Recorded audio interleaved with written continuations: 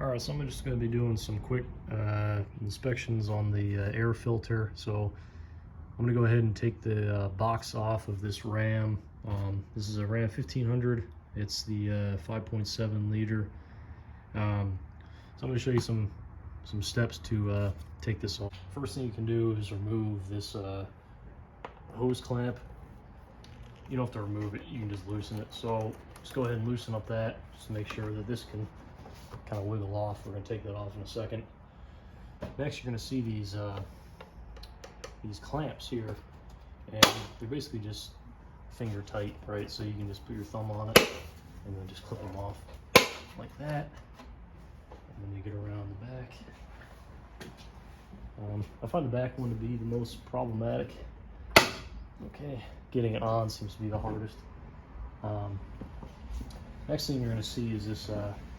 You're going to see this hose right here. All you're going to do is make sure that your box can lift up like this.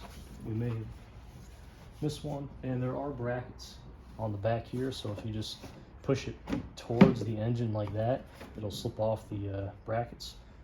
Take your hand on this clamp, hose clamp, and then just twist and pull that off. And that'll, or sorry, it's not a hose clamp, it's the hose, just a fitting. You can see that. See, it's just a rubber fitting that feeds into the engine, so it's just your breather hose. So you can see that we now have access to this. This is loose. We can now wiggle that off like that. So that's the box, pretty basic. You can see those brackets on the side though. They clip here. That can trip people up. Like if it tripped me up the first time, I'm like, why isn't this, clamping down? I couldn't get the back one on, and that's kind of why. So we can take this air filter out and kind of do our basic inspection on it. It's kind of a hit or miss whether these get replaced, honestly. Like if you take your car in the dealer and stuff, just make sure that they look at these and see. You can see on mine, it's relatively clean. There's some debris in the side here. I suppose if I wanted to replace it, I could, but I feel like I can get a little more life out of it. So just kind of take your thumb and just kind of, weed through it and kind of use your best judgment as to whether or not you think it needs replaced, especially if you're going on a long drive. Me, I am not, so I'm not putting that many miles on my truck currently, so I feel like this is in fine condition to put back in. But again, get it looked at, use your best judgment, whatever you need to do. So it's all off. I mean, you can look at, go ahead and inspect the hose clamps, everything you need to make sure it's, to your, to your, approval.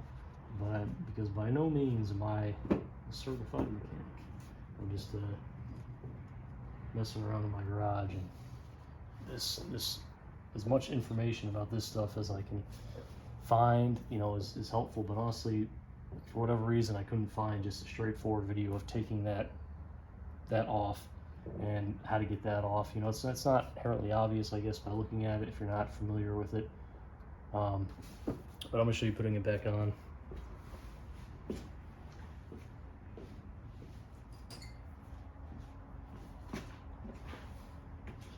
So putting it back on, this is optional, but it makes it easier if you just get some silicone lubricant. You can see it lubricates, doesn't leave a residue. You don't want to use like a grease like WD-40 just because it sticks around. This doesn't have no residue, it doesn't react to anything, so this is pretty good, and it's also very cheap. So I will show you where we're going to use that. But we're going to go ahead and just put this cover back on, and what we can just do is just spray just some quick silicone on here, and also on that hose right there. Dries pretty quick, so move at a decent pace, and just go ahead and slip that over. You can see that I didn't even have to twist or anything; it just slips right on. Same with that one. Okay. If it's really hard, you don't want to just, force it in there. Like, it should be relatively easy to put in. Again, this is why the silicone helps. But again, remember we have those brackets on the back, so we're going to need to line those up, pull it forward so they click in, and just do a double check that they all fit in. Feel around, make sure it's seated properly, and then go ahead and put the clamps back on.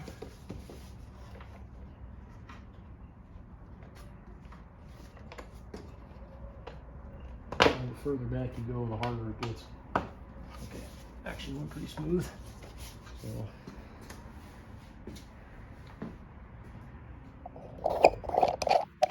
take it out of the dock, and you can see